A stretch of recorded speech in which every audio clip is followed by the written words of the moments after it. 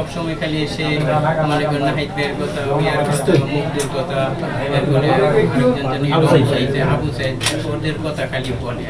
ঠিক আছে, যেদিন 4 তারিখ সকালবেলা একসাথে দুই ছেলে আমার ওয়াইফ একসাথে খাওয়া দাওয়া করি, আমি যখন বের হয়ে যাই, আমি বলছি যে আপু তুমি আজকে কোথায়, আজকে যাইবা? তখন মনে মিটে মিটে হাসতে, আমি তোমার সাথে না আমার বন্ধু বান্ধব আছে, ঠিক আছে সাবধানে যাও। এই কথা বলছি পরে আমার হয়েছে আপু 20টা টাকা দেবো। তখন আমার পরে 130 টাকা তুমি একটা করে দিয়ে ফার্স্ট ইয়ারে পরে 20 টাকা দিয়ে কি করবে? তখন আমি তাহলে 100 টাকা নেবো না আপু আমার তাহলে 30 টাকা দাও। 30 টাকা দেওয়ার পরে 30 টাকা দেওয়ার পরে মনে করে 30 টাকা দিয়া সে মনে করে মাথার পতাকাটা কি এটার পরে সে মনে করেন যা মানি ব্যাগ মোবাইল টুবাইল তখন মনে করেন গেছে মানে সব তিতুমের কলেজ থেকে হয়ে সে ফার্মগেটের উদ্দেশ্যে রওনা দিয়েছে।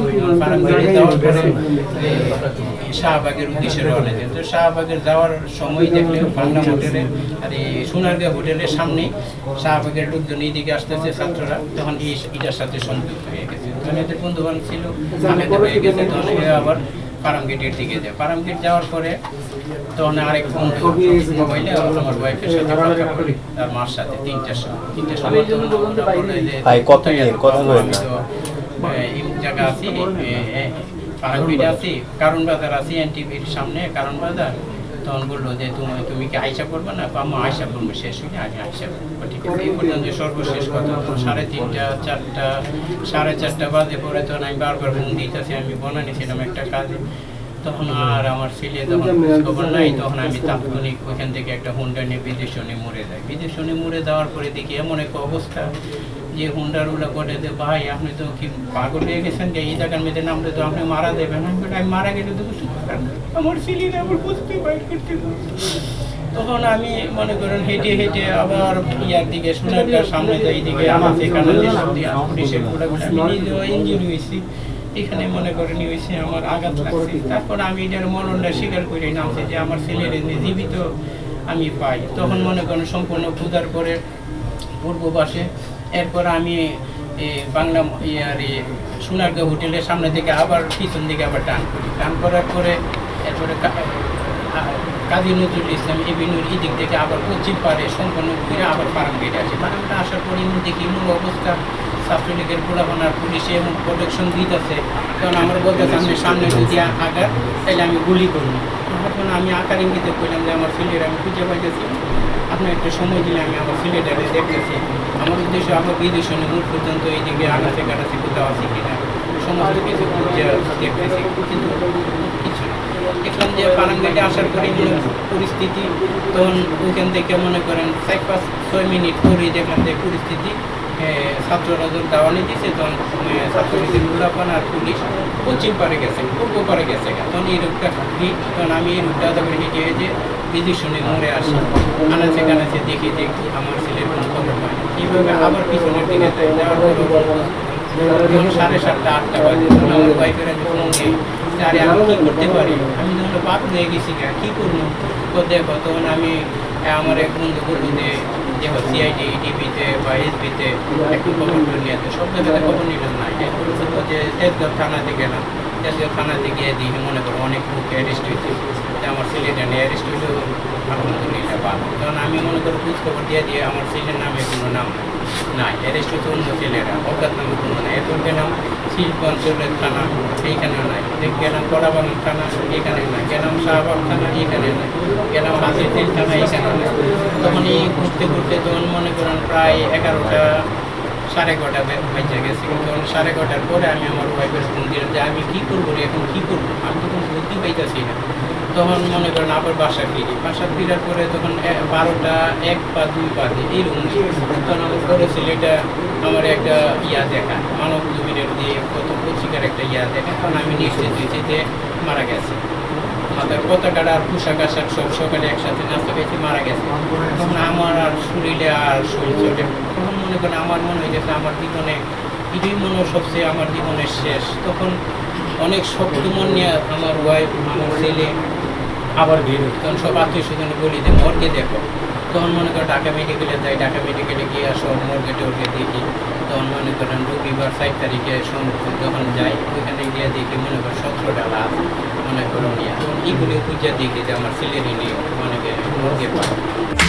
ফ্যালকন অ্যালুমিনিয়াম, নির্ভরতার প্রতীক। তারপরে দেখি যে মানে কত টিভি আছে ইমার্জেন্সি আছে সব জায়গাতে খুঁজে পাইনি। ওরা এলাম শাহবাগ ইয়াতে বিজে হাসপাতাল ওখানে দেখি। তারপরে ওরা যখন গেছে আমার সারা তখন এরা কইছে যে তোমরা যাবো কুম্ভ হাসপাতালে আর সৌরার্দি হাসপাতাল দেখো মর্গে আছে কিনা। তখন এরা সৌরার্দি হাসপাতালে কুম্ভতে গিয়ে সব কিছু রাখে খবর নেয়। যখন সৌরার্দি হাসপাতালে যাই তখন মনে করেন মর্গে ফাইন্ড আউট করে। তখন আমি কারণ বাজারে 2:30-3টা বাজে তখন মনে করেন আমার শালারা ফোন দিয়ে যে ভাইয়া আপনি ঘুরে আছেন আমার উপর আমি বলছিলাম যে কারণ বাজে অফিস মানব জমিনে অফিসে ওঠার দরকার নাই আপনি নাপিতের সন্ধান পাইছি আপনি ইয়াতে সোরার দিতে আসেন। তখন সোরার দিতে গেলাম গিয়ে দিকে আমার ছেলের কী অবস্থা। এরপরে মর্গে যে দায়িত্বে আছে সেই দায়িত্বে বললো যে আপনার ছেলে হ্যাঁ আপনি সহ্য করতে পারেন। আমি যেহেতু মারাই গেছে যেখান তো সহ্য ছাড়া উপায় নাই। তখন আমি দেখার পরে আমার মনে করো চোখে যা পানি আসে আমার শরীর মনে করো সাইড আছে। তখন মর্গের লোকটা পরে এটাই শেষ না আরও কিছু আছে আমি আর কি আছে তো এত কাপড়টা খুলছে পরে দেখি যে এখান থেকে গুলি করতে দিক থেকে এতগুলো মাংসের টুকরা বের হয়ে গেছে রক্ত কাপড়ে মানে এরকম করতেছে। আমি আর সহ্য করতে পারি আল্লাহ আমার শক্ত করে দেওয়া আল্লাহ আমাকে মনকে শক্ত করে দেওয়া আমি যেন সামনের কাজটা আমি করতে পারি। তখন এরা আমার কয়েকটা আত্মীয় স্বজন সবাই জানাইলাম এরা দুবে যাতে কী বলবো হ্যাঁ তুই ঠিক আছে থাকবে ঠিক আছে। পরে আমি আল্লাহর শেষ রকমতে আমি শক্ত আমি বলতেছি আমি নিজে আমি শক্ত না হলে আমার ছেলের দাফন আমি করতে পারতাম সবাই অসুস্থ হয়ে গেছে কথা বলে কেউ কথা বলে। পরে আল্লাহর কী রকমত মনে করবো ওইখান থেকে আমি 3:30-4:45 দিকে মনে করো লাশ নিয়ে আমি 2-3 ঘন্টা দিয়ে বাজারে চলে যাবো।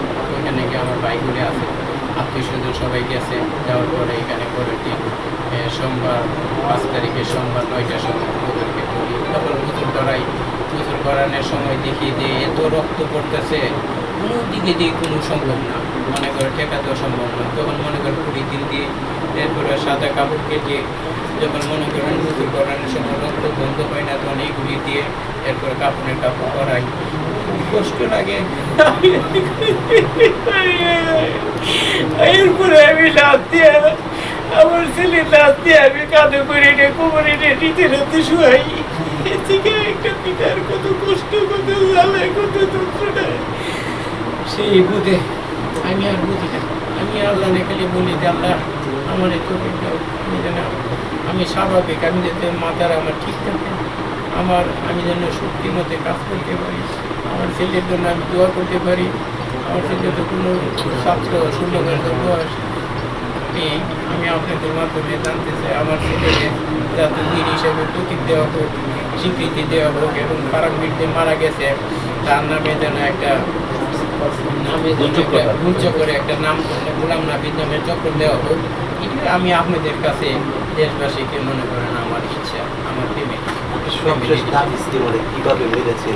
সে বললো যে ভাই আপনার ছেলেরা যখন দেখি মনে করেন আল্লাহ দিয়ে ঠিক পুলিশ চেকপোস্টের সামনে তখন মনে করেন পুলিশ আমাদেরকে ঢুকতে দেয় না। যখন আমি গেলাম তো মনে হয়ে যাচ্ছে আপনার ছেলে আমার ছেলে আমি অনেকবার চেষ্টা করছি অনেক পুলিশের অনুরোধ করছি কিন্তু ছাত্রলীগের পোড়াপানে যখন বসা অবস্থা তখন জীবিত বসা অবস্থা ছিল তখন মনে করেন আল্লাহ দিয়ে হাসপাতালে নেওয়ার চেষ্টা করছি কিন্তু ছাত্রলীগের পোড়াপানার পুলিশ ভাইয়েরা মানে ঢুকতে দেয় না। যে রিস্করা নিয়ে গেছে তাদেরকে নাকি অনেক ধরনের খারাপ ধরনের কথা বলছে খারাপ ধরনের আচরণ করছে তোকে শুরু করবো। আর পুলিশ অফিসার নাকি বলে যে একটা গুলি করতে মরে নয় আরও 2টা গুলি করে একটা স্বাধীন বাংলাদেশে একটা ছেলের একটা বাড়ি যথেষ্ট আবার একটা গুলি করছে এখান থেকে বেরিয়ে গেছে এরপরে 1.5 কোটির ভিতরে আরও 2টা গুলি করছে। এটা কোন ধরনের সংবিধান কোন ধরনের বাংলাদেশ আমরা কোন বাংলাদেশে বসবাস করি?